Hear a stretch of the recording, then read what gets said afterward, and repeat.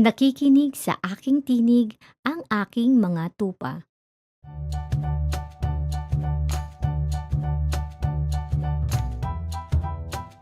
Ang ika-4 na linggo ng muling pagkabuhay ay nakaugalian ng tawagin bilang Linggo ng Mabuting Pastol. Ito ay espesyal na araw kung saan ipinagdarasal natin ang iba't ibang uri ng bukasyon ng paglilingkod ng sambayanan ng Diyos. Sa ating ebanghelyo ngayon, muling kinuha ni Jesus ang taguring ang Mabuting Pastol upang muling ipakita ang matalik na relasyon niya at ng kanyang mga tagasunod bilang mga tupa na sumasalamin din ng relasyon niya sa Diyos Amang nagsugo sa kanya. Nakikinig sa akin ang aking mga tupa, nakikilala ko sila at sumusunod sila sa akin. Binibigyan ko sila ng buhay na walang hanggan.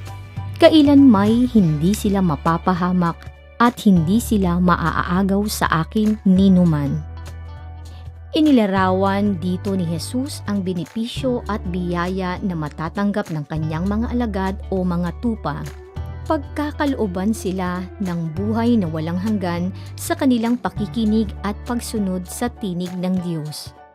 Bilang mga tupa ng Diyos, pangangalagaan sila nito at hindi hahayaang mapahamak tulad ng pag-aalay ng mabuting pastol ng kanyang buhay para sa kaligtasan ng kanyang mga tupa.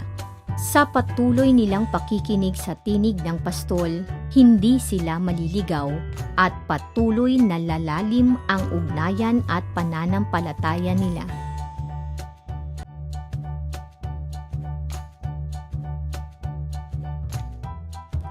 Sinasabi sa Katisismo ng Iglesia Katolika, ang pagsunod sa pananampalataya o ob odire ay pagsang-ayon ng kusang loob sa salitang pinakikinggan sapagkat ang katotohanan ay pinagtitibay ng Diyos na mismong katotohanan. Sa ganitong pagsunod, si Abraham ay huwaran na ibinigay sa atin ng banal na kasulatan. Ang mahal na birhen ay ang pinakamainam na sagisag ng pagsunod. Tayo, paano ba makakapakinig? Ang pinakaordinaryong paraan ng pakikinig kay Jesus ay sa pamamagitan ng banal na kasulatan, magisteryo ng simbahan at ang tradisyon ng simbahan. Sa banal na kasulatan, natatagpuan lagi ng simbahan ang kanyang pagkain at lakas, sapagkat dito ay tinatanggap hindi lamang ang salita ng tao, kundi ang talagang salita ng Diyos. Ang tradisyong apostolika, tinutukoy rito ang tradisyong nagbuhat sa mga apostol at isinasalin, alinsunod sa mga turo at halimbawa ni Jesus at pahiwatig ng Espiritu Santo.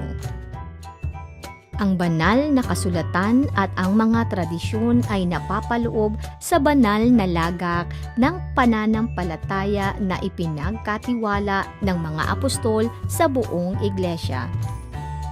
Ang magisteryo ng simbahan naman ay may tungkuling magpaliwanag ng opisyal na salita ng Diyos. Bikas o sinulat ay ipinagkatiwala lamang sa magisteryong buhay ng iglesia, na siyang gumaganap sa ngalan ni Hesukristo, alalaong baga sa mga obispo na nakikiisa sa kahalili ni San Pedro, ang obispo ng Roma o Santo Papa.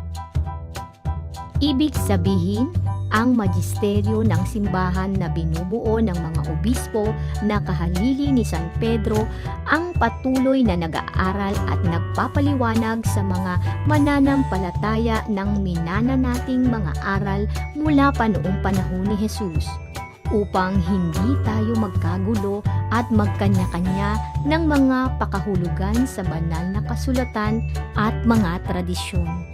Ang tatlong ito ay hindi marapat na kunin bilang individual, kundi ginagamit ito na magkakasama upang maunawaan, maipaliwanag at mapagyaman pa ang mga katuruan ng simbahan.